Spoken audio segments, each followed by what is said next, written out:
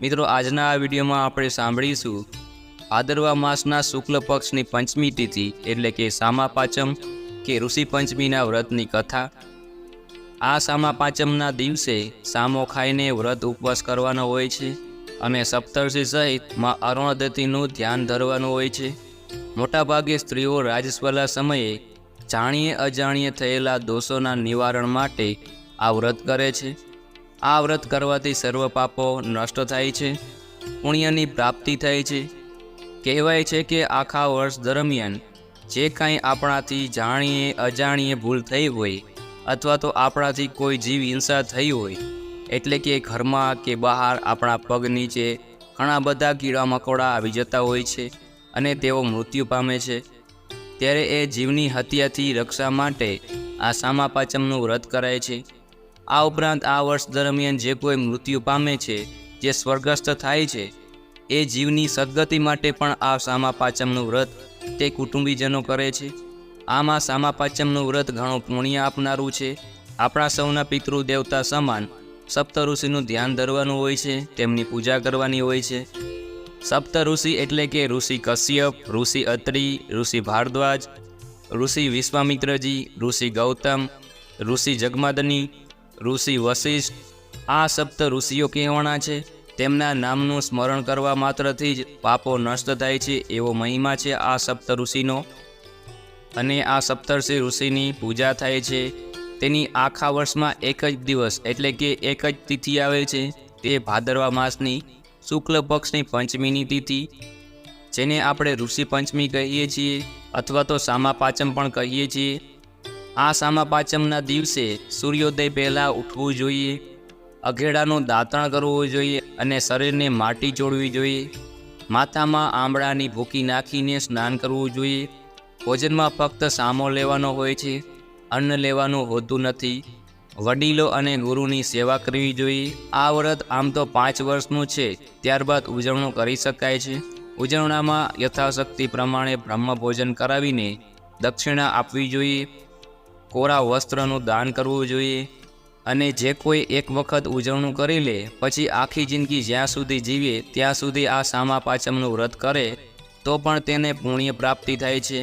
વર્ષમાં એક દિવસ આવતી આ શુભ તિથિ છે, જે આપણા પિતૃદેવતા અને ઋષિમુનિઓને સમર્પિત છે। બ્રહ્માજીના માણસ પુત્ર છે સપ્તર્ષિ, એવા સપ્તર્ષિ કે જેનાથી આખી સૃષ્ટિ ચાલી રહી છે। સપ્તર્ષિનું ધ્યાન ધરીને આ વ્રત કરાય છે, જેથી આપણા પિતૃદેવતાની પણ કૃપા પ્રાપ્ત થાય છે, તેમને મુક્તિ મળે છે અને આપણને પુણ્ય પ્રાપ્ત થાય છે।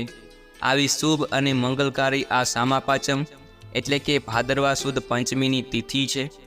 આજના દિવસે વ્રત ઉપવાસ કરીને આ કથા અવશ્ય સાંભળવી જોઈએ। આપણે આજે આ વિડીયોમાં સાંભળવાના છીએ સામા પાંચમ કે ઋષિ પંચમીના વ્રતની કથા। જો આપને આ વિડીયો પસંદ આવે તો વિડીયો લાઇક કરજો, શેર કરજો અને આપણા ચેનલ પર પહેલી વખત આવ્યા હોય તો ચેનલ સબસ્ક્રાઈબ કરી લેજો, જેથી આવનારા નવા વિડીયોની માહિતી આપ સુધી પહોંચી શકે। પ્રાચીન કાળમાં ચંદ્ર દેશમાં એક ત્રિલોકી નામે બ્રાહ્મણ રહેતા હતા। તે ખૂબ જ પવિત્ર અને જ્ઞાની હતા। તેમની પત્નીનું નામ ત્રિલોચના હતું અને તેમને સંતાન એક પુત્ર અને એક પુત્રી હતા। પુત્રનું નામ સુદર્શન અને પુત્રીનું નામ સુશીલા હતું। પુત્ર સુદર્શન પણ પિતા જેવો જ વિદ્યા, વિસંગી અને જ્ઞાનવાન હતો। પતિ પત્ની ધર્મ અને ભાવપૂર્વક ગૃહસ્થ જીવન વિતાવી રહ્યા હતા। પુત્રીનો યૌવનકાળ આવતા ત્રિલોકીએ ધામે ધૂમેથી પુત્રીને ભણાવી કન્યાદાન કર્યું। બદકિસ્મતથી એ સુશીલાનો પતિ ટૂંક સમયમાં જ મૃત્યુ પામતા તે વિધવા બની। પુત્રી સુશીલા રોતી કકળતી પિયરિયામાં આવી। યુવાન પુત્રીને વૈધવ્યોનો ભોગ બનેલી જોઈને માતા પિતાનું અંતર કકડી ઉઠ્યું અને તેમની પુત્રીને કહે છે કે આ કાળ સામે કોઈનું ચાલતું હશે ભલા? એવું આશ્વાસન આપીને માતા પિતાએ તેમની પુત્રીને ધર્મ, ધ્યાન, વ્રત અને તપમાં એકાગ્ર થવા કહ્યું। પુત્રીના કાળ વૈધવ્યથી બ્રાહ્મણ અને બ્રાહ્મણીનું મન આ સાર સંસારમાંથી જાણી કે ઉઠી જ ગયું।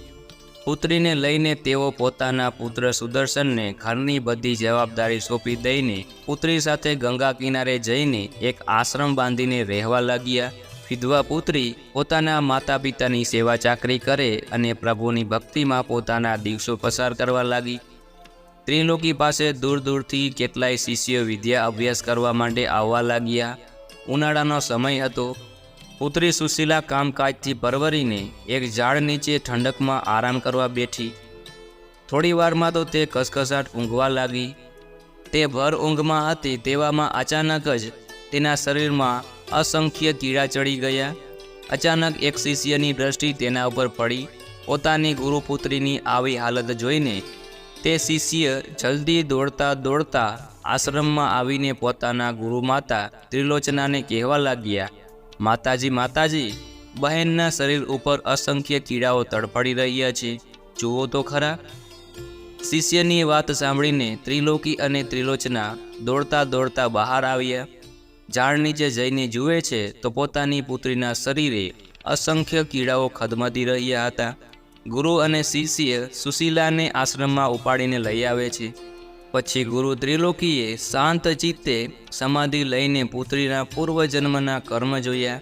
ત્યારે પિતાએ કહ્યું, આપણી પુત્રી ગયા ભવમાં એક બ્રાહ્મણી હતી. તે રજસ્વલાનો ધર્મ પાળતી નહોતી. તે રજસ્વલા ધર્મમાં વાસણ-કુસણ તથા ઘરવખડીને અડકતી હતી. તે ઘરનું બધું જ કામ કરતી હતી. તેના પાપે તેની આવી દશા થઈ છે. વળી બીજી દીકરીઓ જ્યારે સામા પાંચમનું વ્રત કરતી ત્યારે તેણે તેમની ઠેકડી પણ ઉડાડતી હતી. આ પાપે તેને અકાળી વૈધવ્ય ભોગવવું પડ્યું છે. બ્રાહ્મણ બ્રાહ્મણીને કહે છે કે હે પ્રિય, જે પોતાનો ધર્મ ચૂકે અને બીજાની ધાર્મિક ભાવનાની ઉપેક્ષા કરે તેઓની આવી સ્થિતિ થાય છે. બ્રાહ્મણી સુલોચનાએ આનો કોઈ ઉપાય બતાવવા માટે પતિદેવને કહ્યું. ત્યારે બ્રાહ્મણદેવ પોતાની પત્નીને કહે છે કે આપણી પુત્રીએ સામા પાંચમનું વ્રત કરવું પડશે. ત્યારે સુશીલાએ વ્રત કરવાનો નિર્ણય કરી લીધો. પિતાની વાત સાંભળતા જ મનમાં જે નિર્ણય કર્યો હતો તે બાબતે તેમણે તેમના પિતાને કહ્યું કે પિતા, આ વ્રત કેવી રીતે કરવું? ત્યારે પિતા કહે છે, ભાદરવા માસની સુદ પાંચમના દિવસે સામા પાંચમનું વ્રત કરાય છે. આ દિવસે સવારે ઉઠીને નાહી ધોઈને ઘીનો દીવો કરવો જોઈએ. દીવા આગળ ફળફળાદીનું નૈવેદ્ય કરવું જોઈએ. વ્રત કરનારે સપ્તર્ષિનું ધ્યાન ધરવું જોઈએ. આ 7 ઋષિઓમાં ભારદ્વાજ, ગૌતમ, કશ્યપ, જલગ્નિ, વૈશ્વામિત્ર, અત્રિ, વશિષ્ઠજી ઋષિઓનો સમાવેશ થાય છે. ત્યારબાદ તેમની કથા સાંભળવી. તે દિવસે સામો, ફળફળાદી અને કંદમૂળ ખાઈ શકાય છે. આ દિવસે વ્રત કરનાર થોડો સામો ખાઈને ઉપવાસ કરે તો તે વધુ ઉત્તમ ગણાય છે. આ દિવસે બ્રહ્મચર્યનું પાલન કરવું જોઈએ. જો આ વ્રત શુદ્ધ ભાવથી કરવામાં આવે તો તેનું ફળ ઉત્તમ મળે છે. આ વ્રત કરવાથી રજસ્વલા ધર્મમાં ભૂલથી થયેલા દોષો નાશ પામે છે. આ લોક તથા પરલોકમાં સુખ પ્રાપ્ત થાય છે. સુશીલાએ મનોમન વ્રત કરવાનો નિર્ણય કર્યો કે તરત જ તેમના શરીરની પીડા ઓછી થવા લાગી. થોડા દિવસમાં તો તેની કાયા કંચન જેવી થઈ ગઈ. તેમણે ભાદરવા સુદ પાંચમના દિવસે પિતાજીએ જે કહ્યું હતું તે પ્રમાણે સામા પાંચમનું વ્રત શ્રદ્ધાપૂર્વક કર્યું. તેથી તેના દોષોનું નિવારણ થયું.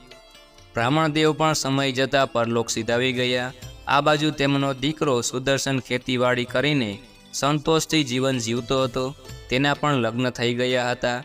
ચંદ્રાવતી નામની સુંદર કન્યા સાથે તે સારી રીતે જીવન વ્યતીત કરતો હતો. ખેતી કરે અને બંને ગુજરાન ચલાવે.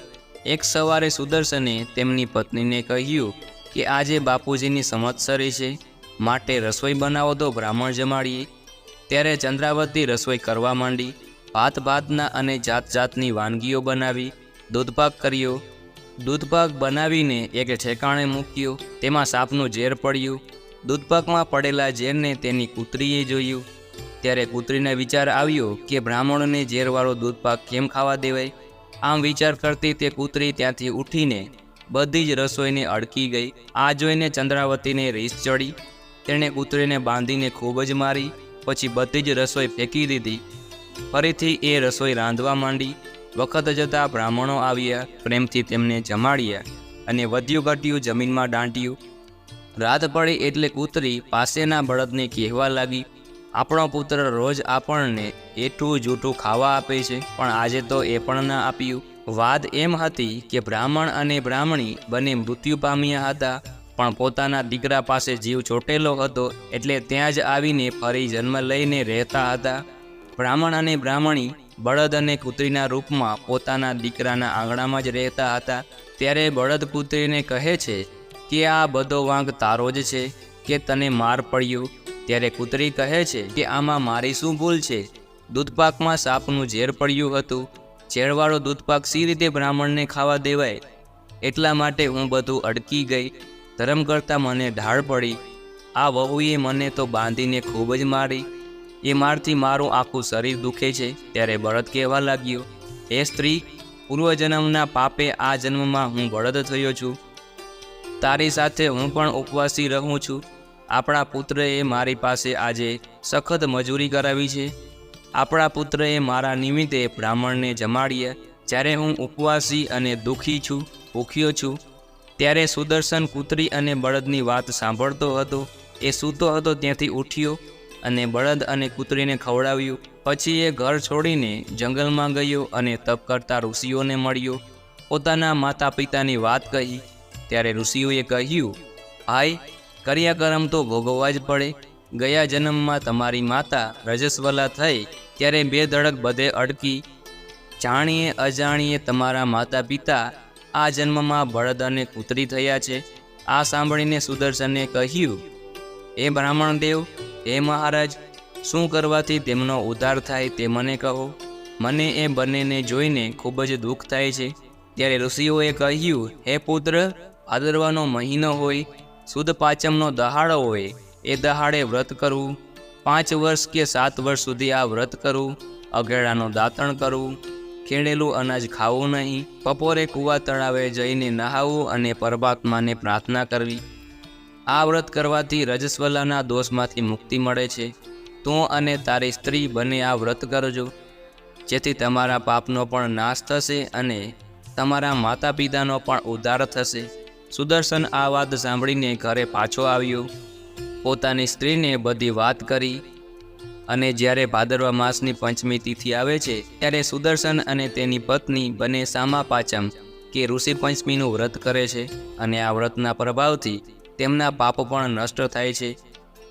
અને તેમના માતા પિતા કે જે કૂતરી અને બળદનો અવતાર ભોગવી રહ્યા હતા, તેમાંથી પણ તેઓ છૂટીને સ્વર્ગમાં જાય છે. હે સપ્તર્ષિ દેવતા, જે આપનું આ ઋષિ પંચમીનું અને સામા પાચમનું વ્રત કરે, આ કથા વાંચે, આ કથા કહે કે સાંભળે તથા આપની પૂજા કરે, આપના નામનું સ્મરણ કરે, તેઓના સર્વે પાપો નષ્ટ થાય અને આપની કૃપાથી ભવભવના બંધનમાંથી છૂટી જવાય. અંતે ગૌલોકધામની પ્રાપ્તિ થાય. બોલો સપ્તર્ષિ ઋષિની જય. બોલો માં અરુંધતીની જય. તો મિત્રો, આપણે સાંભળ્યું સામા પાંચમના વ્રતની કથા. મને આશા છે કે આપને આ વિડીયો જરૂર પસંદ આવ્યો હશે. દેવોના દેવ મહાદેવ સર્વના પિતૃ ભૂતનાથ ભગવાન છે. ભૂત એટલે કે જે પસાર થઈ ગયું છે તે, જેને આપણે ભૂતકાળ કહીએ છીએ. એ ભૂતકાળ એ જે ચાલ્યા ગયા છે એના દેવતા ભૂતનાથ ભગવાન. આજના દિવસે આપણે ભગવાન ભોળાનાથની સ્તુતિ આરાધના પણ કરીશું, જેથી ભગવાનની કૃપા પ્રાપ્ત થાય તો સર્વે પાપ નષ્ટ થાય. આપણા પિતૃ દેવતાની પણ કૃપા મળે, પિતૃ દેવતાને મુક્તિ મળે અને પુણ્યના ભાગી બનીએ. આ સામા પાંચમના દિવસે વ્રત કરીને, આ કથા સાંભળીને એવા ભગવાન ભોળાનાથને આપણે પ્રાર્થના કરીએ કે હે ભોળાનાથ, અમારી ઉપર કૃપા દ્રષ્ટિ રાખજો. મિત્રો, મને સાંભળવા બદલ આપ સૌનો આભાર. સૌને મારા જય શ્રી કૃષ્ણ.